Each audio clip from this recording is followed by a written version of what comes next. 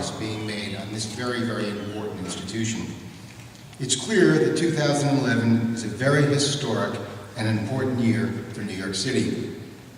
The 10-year anniversary of 9/11 will be a very emotional and reflective time for the city, especially in review of most recent incidents.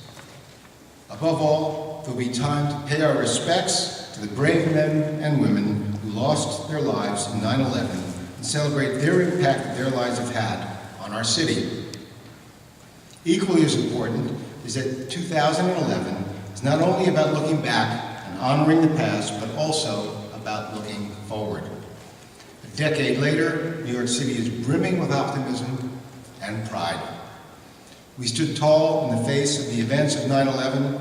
Our resiliency is a testament to the spirit, the strength, and the unity of all New Yorkers. Days Get More at Lower Manhattan will also offer great values at 12 of our best hotels. Customized Lower Manhattan itineraries will be available on nycgo.com with information on Chinatown, the Lower East Side, historic Little Italy, Governor's Island, Soho, Tribeca, and many, many other wonderful pockets of distinction. These itineraries will help visitors manage and navigate the neighborhood, which is unlike any other in Manhattan. Good afternoon. I'm Joe Daniels, and I first want to take this opportunity to thank Powwow and especially NYC and Company for facilitating this update today. It's truly a pleasure to be here at Powwow. 9/11 brought people from around the world together. Initially, of course, this coming together was in sadness, but it also became coming together in solidarity and hope. And we do know that when the memorial opens in 110 days, not that we're counting, people from across the globe will be coming to visit. As leaders in the tourism industry and given your contacts throughout the world, we welcome your support in raising awareness about the memorial and how to plan a visit.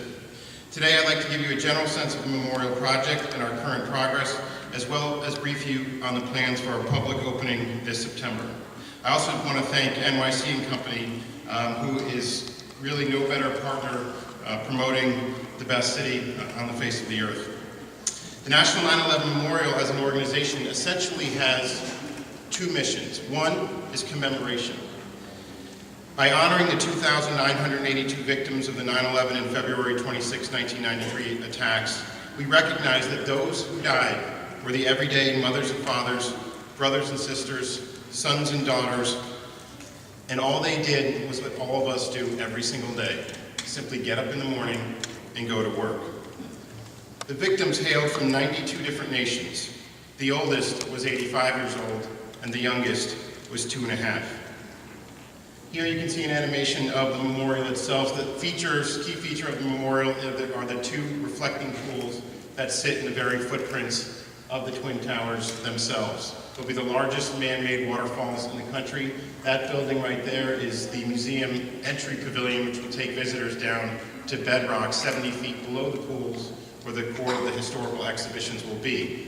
The museum will open 1 year later on the 11th anniversary, September 11th, 2012.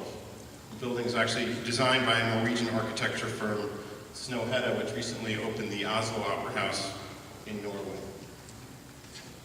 The names of the 2,982 victims will be arrayed around the pools. You can see those names in the animation, and I'll speak a little bit more about that in a minute. It's no secret that this project has faced its share of challenges, but our board, led by New York City Mayor Michael Bloomberg, made a commitment to dedicate this memorial on the 10th anniversary of the attacks. We recognized a very fundamental proposition that the eyes of the world would be focused on the site on that day in a tremendous